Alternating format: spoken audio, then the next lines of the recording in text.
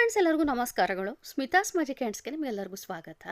ನೋಡಿ, ಇವತ್ತಿನ ಬೆಳಗಿನ ವಿಡಿಯೋದಲ್ಲಿ ನಾನು ಈಗಾಗಲೇ ನಿಮಗೆ ಹಬ್ಬದ ಒಂದು ಆಚರಣೆಯ ಬಗ್ಗೆ ಮಾಹಿತಿ ಕೊಟ್ಟಿದ್ದೇನೆ.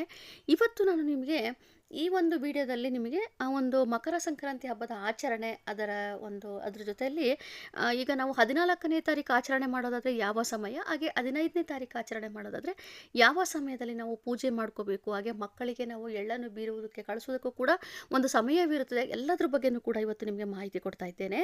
ಈಗಾಗಲೇ ನಾನು ನಿಮಗೆ ತಿಳಿಸಿರುವ ಹಾಗೆ 14ನೇ ತಾರೀಕು ಬುಧವಾರ ಸೂರ್ಯ ಮಕರ ರಾಶಿಗೆ ಪ್ರವೇಶಿಸುವಂಥ ಸಮಯದಲ್ಲಿ ನಮಗೆ ಸಂಕ್ರಾಂತಿ ಹಬ್ಬವು ಪ್ರಾರಂಭವಾಗುತ್ತದೆ. ಆ ಸಮಯ ಯಾವಾಗ ಅಂತಂದರೆ ಮಧ್ಯಾಹ್ನ 3 ಗಂಟೆ 6 ನಿಮಿಷಕ್ಕೆ ಪ್ರಾರಂಭವಾಗಿರುವಂಥದ್ದು. ಹಾಗೆಯೇ ಇದರಲ್ಲಿ ಇನ್ನೊಂದು ಮಾಹಿತಿ ನೀವು ತಿಳ್ಕೋಬೇಕು ಅಂತಂದರೆ, ಈ ಸಂಕ್ರಾಂತಿ ಹಬ್ಬದಲ್ಲಿ ನಾವು ಪುಣ್ಯಕಾಲ ಮಹಾಪುಣ್ಯಕಾಲ ಏನಿರುತ್ತೋ ಆ ಒಂದು ಸಮಯದಲ್ಲಿ ಸ್ನಾನ ಮಾಡುವುದಾಗಿರ್ಬೋದು, ಹಾಗೆಯೇ ಸೂರ್ಯನಿಗೆ ಅರ್ಘ್ಯ ಬಿಡುವಂಥದ್ದಾಗಿರ್ಬೋದು, ದಾನ ಕೊಡುವುದಾಗಿರ್ಬೋದು, ಇವೆಲ್ಲವೂ ನಾವು ಮಾಡಿದಾಗ ನಮ್ಮ ಒಂದು ಫಲಗಳು ಏನಿರುತ್ತೋ ಅದು ನಮಗೆ ದುಪ್ಪಟ್ಟು ಫಲ ಕೊಡ್ತಾ ಹೋಗುತ್ತದೆ. ಅಂದರೆ ನಮ್ಮ ಕೋರಿಕೆ ಆಗಿರ್ಬೋದು, ಅಥವಾ ನಾವು ಏನೋ ಒಂದು ಒಳ್ಳೆಯ ಕೆಲಸಗಳು ಮಾಡ್ತೀವೋ ಅದು ನಮಗೆ ದುಪ್ಪಟ್ಟು ಫಲ ಕೊಡ್ತಾ ಹೋಗುತ್ತದೆ. ಹಾಗಾಗಿ ಈ ಒಂದು ಪುಣ್ಯಕಾಲ ಮಹಾಪುಣ್ಯಕಾಲ ಬಂದಿರುವಂಥದ್ದು ಯಾವ ಸಮಯದಲ್ಲಿ ಅಂತಂದರೆ ಅದು 14ನೇ ತಾರೀಕೆ ಬಂದಿರುವಂಥದ್ದು.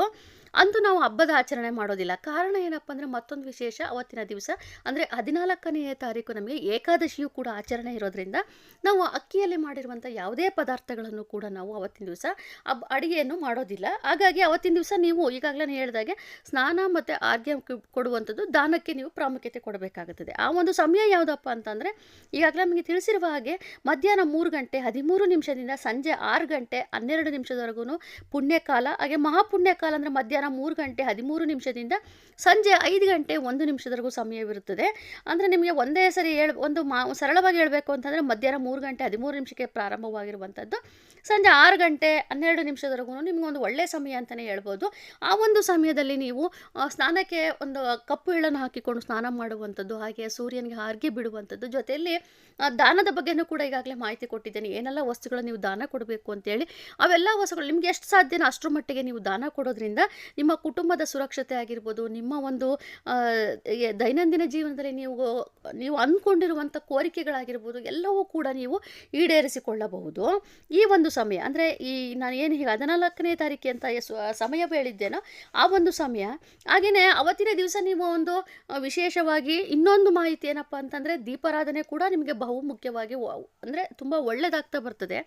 ನೀವು ಒಂದು ಪೂಜೆ ಮಾಡುವಂಥದ್ದಾಗಿರ್ಬೋದು, ದೀಪಾರಾಧನೆ ಮಾಡುವಂಥದ್ದಾಗಿರ್ಬೋದು, ಹಾಗೆಯೇ ಈ ದಾನ ಕೊಡುವಂಥದ್ದು, ಇದು ಯಾವ ಸಮಯ ಅಂತಂದರೆ ಅದರಲ್ಲೂ ಕೂಡ ಅಮೃತ ಕಾಲ ನೋಡಿ, ಮಧ್ಯಾಹ್ನ 3 ಗಂಟೆ 23 ನಿಮಿಷದಿಂದ 5 ಗಂಟೆ 10 ನಿಮಿಷ.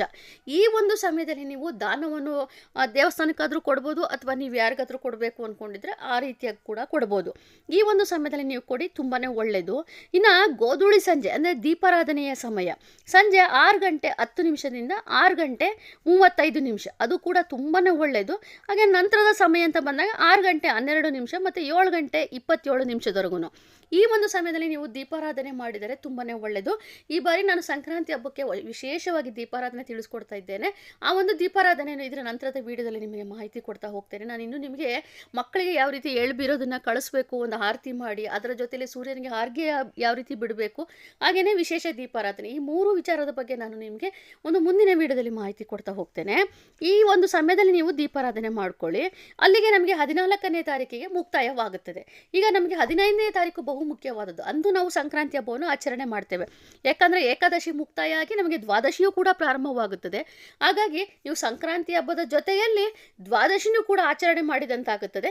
ಹಾಗಾಗಿ ವಿಶೇಷವಾಗಿ ನೀವು ಪ್ರಸಾದ ಅಂತ ಬಂದಾಗ ಈಗಾಗಲೇ ಹೇಳಿದಾಗೆ ಖಾರ ಪೊಂಗಲು, ಸಿಹಿ ಪೊಂಗಲು, ಗೆಣಸು ಬೇಯಿಸುವಂಥದ್ದು, ಅವರೆಕಾಳು, ಕಡಲೆಕಾಳು ಬೇಯಿಸುವಂಥದ್ದು, ಹಾಗೆ ಎಳ್ಳು ಬೆಲ್ಲ ಕಬ್ಬನ್ನು ಪ್ರಸಾದವಾಗಿ ಇಡುವಂಥದ್ದು, ಹಂಚುವಂಥದ್ದು, ಇವೆಲ್ಲ ಕೂಡ ವಿಶೇಷವಾಗಿ ನಮಗೆ ಫಲ ನೀಡುವಂಥದ್ದು. ಇದು ಯಾವ ಸಮಯ ಅಂತ ಬಂದಾಗ 15ನೇ ತಾರೀಕು ಬ್ರಾಹ್ಮಿ ಮುಹೂರ್ತ ಬೆಳಗಿನ ಜಾವ 5 ಗಂಟೆ 5 ನಿಮಿಷದಿಂದ 5 ಗಂಟೆ 55 ನಿಮಿಷ, ತುಂಬಾ ಒಳ್ಳೆಯ ಸಮಯವಿರುತ್ತದೆ. ಆ ಒಂದು ಸಮಯದಲ್ಲಿ ಮನೆಯನ್ನು ಶುದ್ಧಿ ಮಾಡಿಕೊಂಡು ನೀವು ಸ್ನಾನ ಮಾಡಿಕೊಂಡು ಪೂಜೆಯನ್ನು ಪ್ರಾರಂಭ ಮಾಡ್ಬೋದು. ಆ ಒಂದು ಸಮಯದಲ್ಲಿ ನಿಮಗೆ ಒಂದು ಬೇಗನೆ ಪೂಜೆ ಮಾಡೋದಕ್ಕೆ ಆಗೋದಿಲ್ಲ ಅಂತ ಅಂದಾಗ ಬೆಳಗ್ಗೆ ಮತ್ತೊಂದು ಸಮಯ ಅಂತ ಬಂದಾಗ 8 ಗಂಟೆ 39 ನಿಮಿಷದಿಂದ 10 ಗಂಟೆ 21 ನಿಮಿಷದವರೆಗೂ ಸಮಯವಿರುತ್ತದೆ.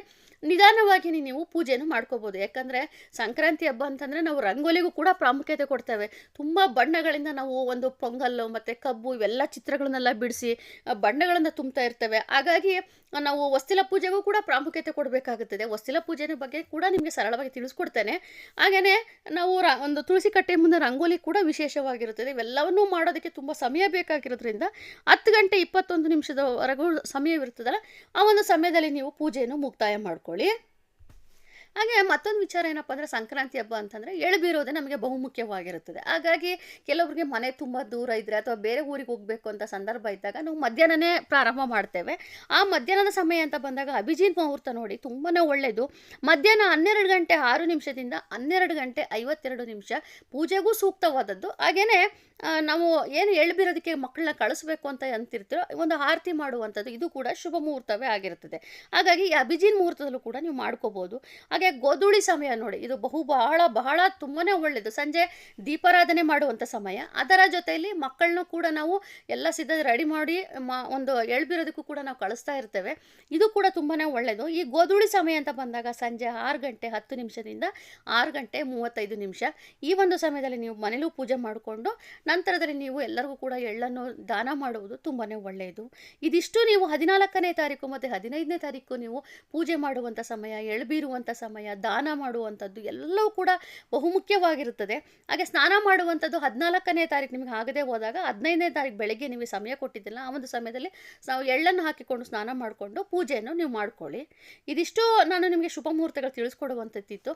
ಹಾಗೆಯೇ ಈ ಒಂದು ಶುಭ ಮುಹೂರ್ತ ನಿಮ್ಮ ಅನಿಸಿಕೆ ಹೇಗಿತ್ತು ಅಂತೇಳಿ ಒಂದು ಕಮೆಂಟ್ ಮಾಡಿ, ಹಾಗೆ ಲೈಕ್ ಮಾಡಿ, ಶೇರ್ ಮಾಡಿ, ಹಾಗೆಯೇ ಸಬ್ಸ್ಕ್ರೈಬ್ ಮಾಡ್ಕೊಳ್ಳಿ. Thank you.